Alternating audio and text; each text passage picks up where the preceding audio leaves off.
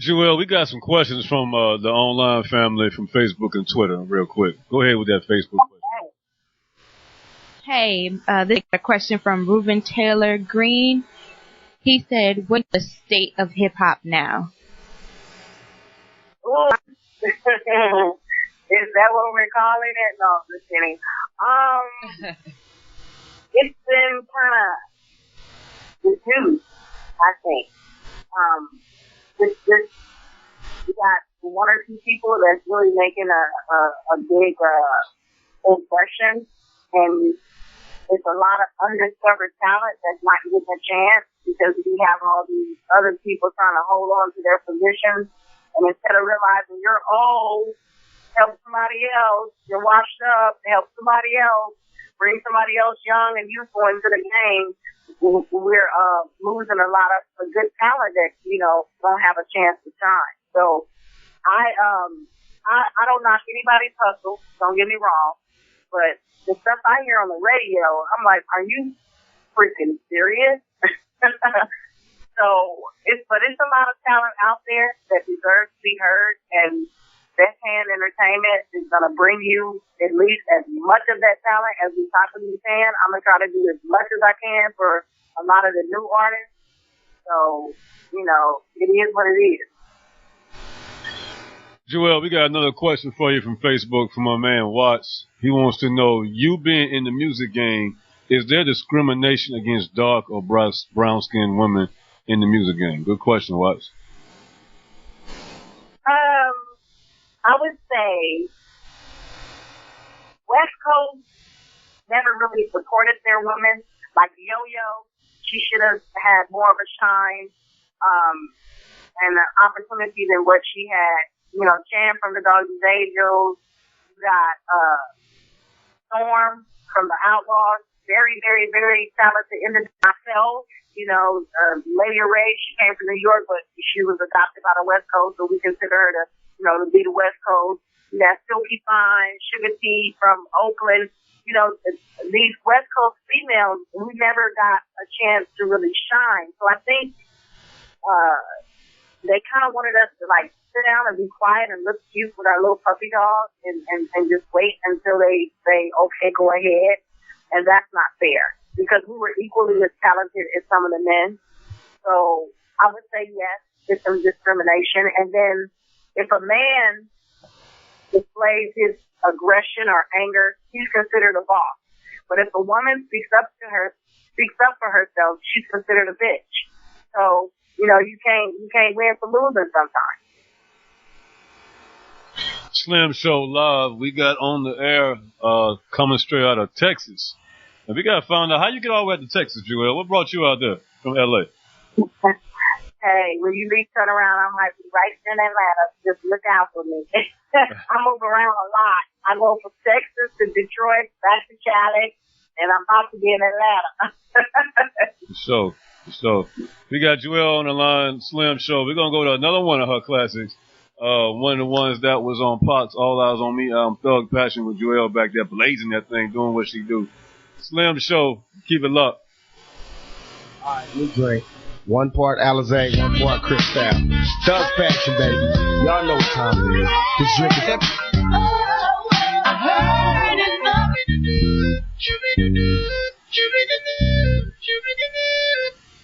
all right, new drink. Back live, Slim Show. We got the very talented legend herself, Jewell, on the line. Jewell, now you pretty much create your own lane. I mean, in my personal opinion, there has never been any female or male, for that matter, vocalist who jumped on a hip harder than you and held their own and did what you did. Now, subsequently after that, you got a lot of people doing that shit. In your opinion, man, do you think the game is pretty much improved in that capacity as mixing R&B and hip hop, or do you think the game is pretty much going down? Where is it? Well, I mean, if with anything, I'm happy to inspire people to, work on their craft. It doesn't insult me that, people started the same thing that I did when I started to trend with singing on the gangster rap hooks. So, I feel it's more of a flatter. With anything, the music is forever changing. So, I mean, you got people like Drake, who sings his own hooks and, raps and, stuff like that. And Bobby Seals, he's coming out of Detroit. He's on the Best Fan label. He produces and raps and does his own hooks as well. So it just opens up the door. We're all talented and we have to find expressive ways to do it. For me to be the first to do it, it's an honor that people actually, pick it up and make it their own. I'm not insulted in one bit at all. That's a good positive trend to start, and it is what it is. I respect it. I can't hate on another person's craft. I can only just continue to try to make my craft be the best that it can be, and that's why back in the days I did do a lot of records from where I came from, I didn't really feel proud of, even though they gave me a lot of notoriety. So now I'm more conscious of what I'm putting out there in the street. So it's just a change that I have, and I tell people it's not that I'm not going to do a hip-hop track, because we actually leaked to the press one of the songs that was on the soundtrack called Hotspot. And I'm doing a hook on there, but it's no more nasty records or, I'm not thinking about sucking on somebody's penis or, bitches ain't shit or something like that. So I'm more conscious about, where I put my list, should I say, or what I put out there, what comes out of my list. So, And that's all the same. We appreciate that. That's a Slim Show exclusive, y'all. Jewell is very conscious of what she put her lips. Yeah. Hey, Jewell, this is Champ again. I'm just responsible. I don't hold anybody else responsible. I hold myself responsible. I'm responsible for what I do. You're responsible for what you do. And a lot of times you have artists that say, well, I ain't a role model. I don't want them to look up to me. But if you're in the limelight, whether it's good or bad, you're a role model to success. So, that's just where I am. I just thank God that I didn't burn myself out, and I was able to hook up with my brother and start Best Hand Entertainment. And I promise to my artists that I'm never going to cheat them. I don't want your publishing. It's enough money for everybody to get paid. And as long as you stay focused and, we will work, we'll be good. Now, on death row, all of us had cases. We was always in trouble. Even even Jewell got cases. But sometimes, I think my biggest downfall was I let my circumstances control my actions. And I wasn't raised that way. I was raised in the church, but the more you hang around people, you pick on some of their spirits and their attributes. So I had to get away from that, and that's why I left California, because I was getting burnt out, and I was going to really hurt somebody. So I had to leave. I had to regroup. I had to do some soul searching and find back me. Find what happened to Jewell. What happened to the singing girl from the church who loved her craft, who just wanted to help people. I had lost focus of that because of the way Suge did me. I was very angry.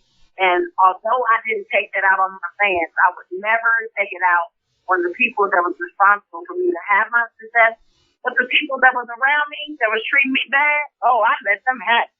And as a female, that's all you can do is try to stand up for yourself. So they say, hey, Jewell, this is Champ again. I'm sorry to interrupt you, but I had a question for you. Okay. You were talking about role models earlier. I want to know who gave you inspiration when you first started out, and who you looked forward to for, I guess, motivation to form your craft in the way it did. Well, like I said, I grew up in the church, so we couldn't listen to no music with any type of beat. I mean, I listened to like Shirley Seizure.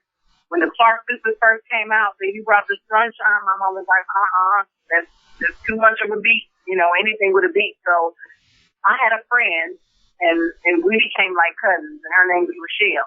And my mom used to let me go to her house. Jewell, 1 second. They tripping that you said Shirley Caesar was one of your inspirations. I guess the Death Row First Lady and Shirley Caesar, they can't really equate that. You know what I mean? Break that down for us. How did that mix into you? You said Shirley Caesar?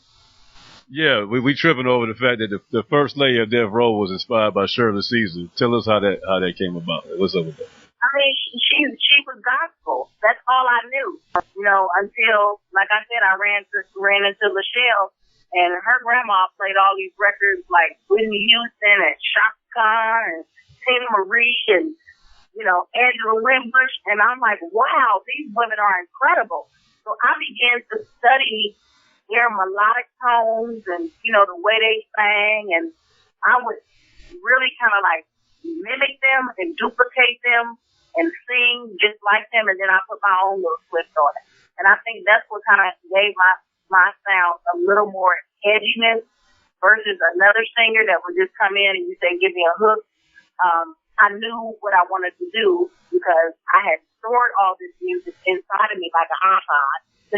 So I had a lot of gigabytes of music in the inside that was just ready to come out because, you know, I was sheltered from all of this music, and it was good music. You know, my mom, she wanted me to sing gospel, and I know now to this day she only wanted the best for me. But even in the book, I talk about parents supporting their children, even if it's not what they want for them. If you have a child and they're passionate about something, support them. You know, try to get them to do the more positive side of it if you can, but you should still love and support your children no matter what. Because I figure my voice is given to me from God, and everybody ain't gonna go to church. But if they love Jewell, and then in my concerts, I can do what Patty used to do and take you on back. I'm getting that message out there. You know, it doesn't mean I'm a bad person because I sing a little R&B.